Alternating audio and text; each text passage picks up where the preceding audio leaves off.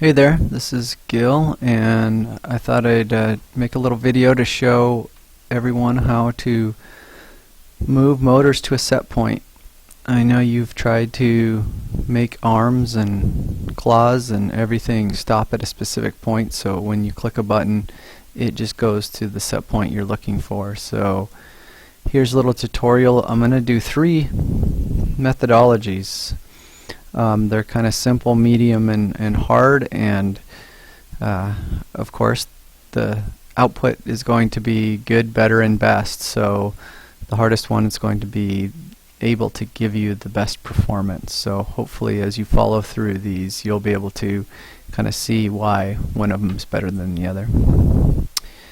So first I show you I have some code that I've written. Most of you should recognize this code because it's probably similar to code you've written already, and I'm going to review it real quick. It has a main task with some initialization code at the beginning, so everything before the loop here is going to only be executed once. So you can see in this example I'm going to use a set point of an arm potentiometer, and a potentiometer and a coder, doesn't matter, they have similar methodologies for setting a set point. So the first thing is I need to drive the arm to a home position. So I have a variable called pot analog bottom, and I've defined that parameter up here to be 670 counts. You're going to have to set up your potentiometer to kind of determine where you want the bottom and top values. I've got 670 for the bottom, and then I made up 1410 for the top. So you can see how I've used this initialization code. I've said as long as the value of the potentiometer is greater than the bottom, then reverse the motors back down to they hit the bottom. So this isn't going to be perfect. It's not going to be exactly at the bottom, but it's going to be close enough. When I'm done, obviously I want to shut the motors off and print out that the initialization is complete so I know it was done correctly. The second part of the program is what's going to be executed repeatedly in your program, right? The while tree loop, or the super loop that everybody will have. First thing I'm going to do, I have to call this joystick gets joystick settings function. You guys don't have to do this because it's done in the background, but for the Logitech joysticks this has to be called, or I wouldn't be updating my joystick values. Now what I'm going to do is look for a button to be pressed.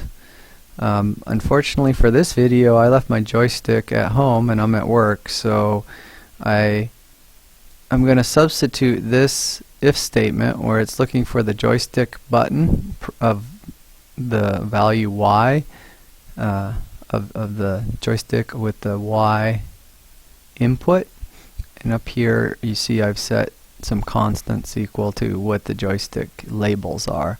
So Y is button number 4. When that is 1, and the key here is you have a trigger that will allow you to sense or to latch the state when you've started. So this arm up started is a Boolean variable that's defined. Where is it defined? Right here. And we've set it equal to false to begin, right? Because when you first start up, you don't want your arm to be started. You want it to evaluate to false. So when it first starts up, this value is going to equal to false. So this statement, which says your button is pressed or you've started, this is an OR symbol. The two I don't even know what they call that key, but when you see those two straight up and down keys, that means an OR statement. So either this or this equaling true will start and execute this code. So if at first this is going to be always equal to false, and so I come in and evaluate this button. Again, I told you I have a simulated function that I substituted, and if you look up here, this is pretty simple. It looks at the program runtime, and if it's between 3,000 milliseconds and 3,200 milliseconds, or 3 seconds and 3.2 seconds, it returns 1, like the button was pushed. If it is outside of those times, it will return 0.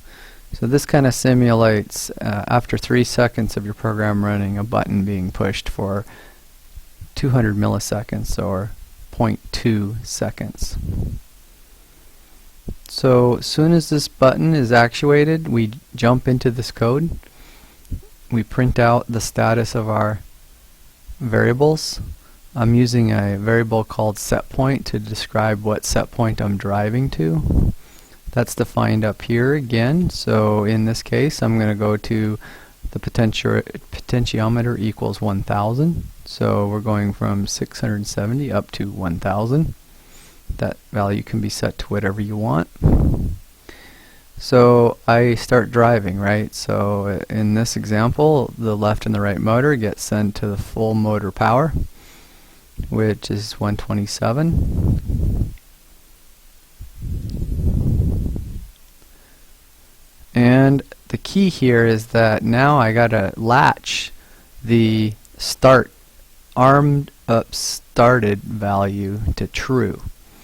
So what this is going to do is when I release the button, this value will become false, but because this value is true, I have now latched this setting to always be true. So the next time the while loop comes around, it tells the motors to stay on, and this is really important. So if you didn't do this, then as soon as you let go of the button, it would stop and it wouldn't really go to a set point. So now your code is, your motors are running, and what you have to do second is look at the potentiometer value, right, which is defined by the sensor value arm pot, and you're looking for it to be greater than the arm underscore set point. So you don't want it to be equal, because it's going to be really hard to be evaluating at the right time for these settings to be equal. So as soon as it passes it and your arm up started is true, meaning that you've already started. If this wasn't in here, then you would essentially every time you started, you'd stop again right away. So don't want that going. So you're only going to evaluate this function if, or you're only going to want to be able to stop if this and this expression were true, right? And when that happens, you stop the motors, you unlatch the arm up started value by setting it equal to false. That will cause the system basically to go back to where it was when it started. And this is just a debug statement to say, hey, we're done, and this is the value we ended up at. So let's run this real quick and see what it does. So here you've seen in the virtual world, I have the robot and I'm going to run this code. On the right is the debug. So wasn't too exciting, but you'll notice on the right I printed out the values, and so it told you that it started at 693 and then went up from there. So you can see as it moved up to 787. This is the value of the potentiometer. And as it got closer to 1000, you see it was equal to 1000 for many loops before we actually caught it and stopped it. So this code is okay. You can see it overshot the set point by 6 counts, and that may or may not be a big deal. But let's show another option that might improve that a little. So back to your code, I have another program that's pretty similar. The only difference here is you see down in after I've simulated my button and I've jumped into the code, instead of turning the motors on max, I have a conditional statement, and that conditional statement looks first at how close I am to the set point, right? So it takes the set point and subtracts it from your current position, and it says, are you greater than a slow threshold? And that slow threshold is a parameter that I've defined up here, and I've said 100 counts. So when I get within 100 counts of my set point, I want to slow the motor down.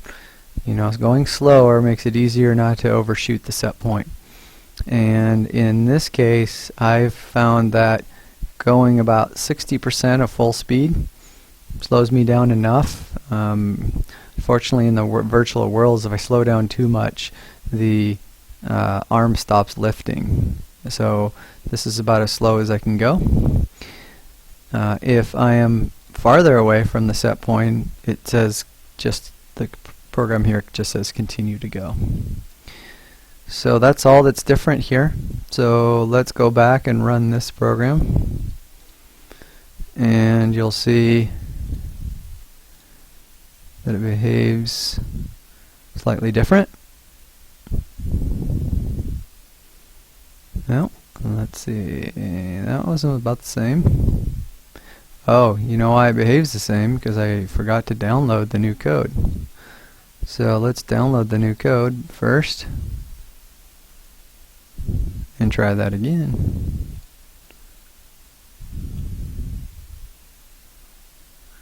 So now it ran the new code. You can see that the error got a little bit better. Here it was 4. Sometimes you got to run it a couple times because it doesn't always equal the same thing. Let's try it twice. Here it was 2, so it even got better, right? One of the things with the controls is you want them to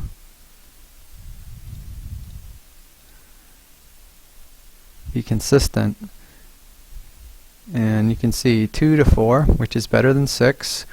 So that code worked pretty well. So the last example that I want to show you is the best example where we're using what's called proportional control.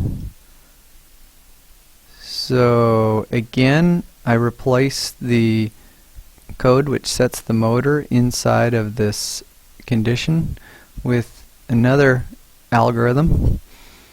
And what we're doing here, it's a little different. I have a variable called error, and that is equal to the set point minus the value of the potentiometer. And then after that, I'm going to multiply that error by what's called KP. KP is a control term. It's a variable, but it's for proportional gain. And I'm going to stop my program that was running over there. And what you do with the proportional gain is it's a value that you set. It's really dependent on the performance and the response of the system.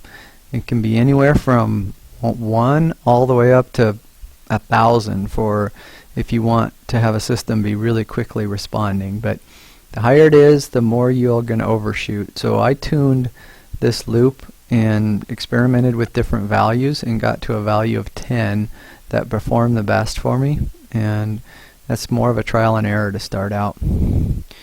So now you're going to multiply the output by 10, but what you'll know is, what you'll probably see is that sometimes that error is large. That output's going to be a value that's much greater than the motors can possibly be set.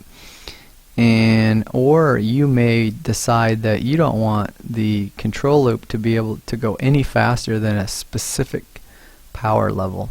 So you have a variable here that's max out that I've defined, and for this sample I set it equal to the max power.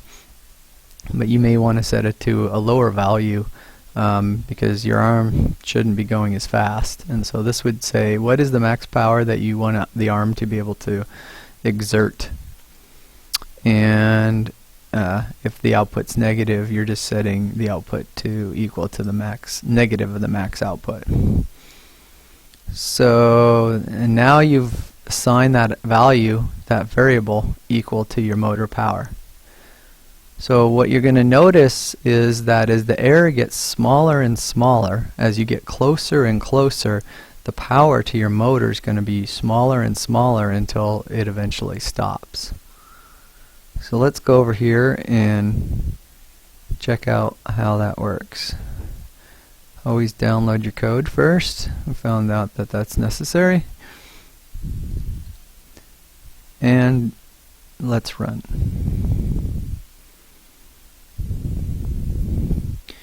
Wow, so the proportional code was a lot better. You see that it actually came to exactly 1000. That means there was an error of 0. It's really hard to get to an exact error of 0, so but this code is doing pretty well. And one of the things that I didn't show you, but I'll show you in a second, is you can specify the value that you want to consider good enough.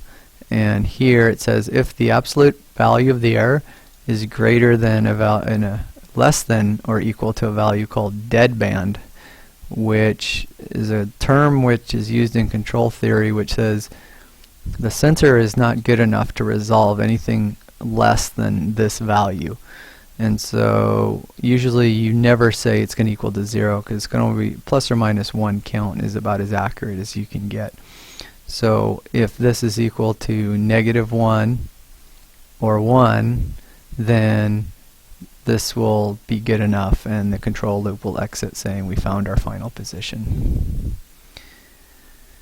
So I know that was probably a lot of code. Hopefully you've gotten motivated to look at what this has done and choose how you want to implement your set point control. Have a good day.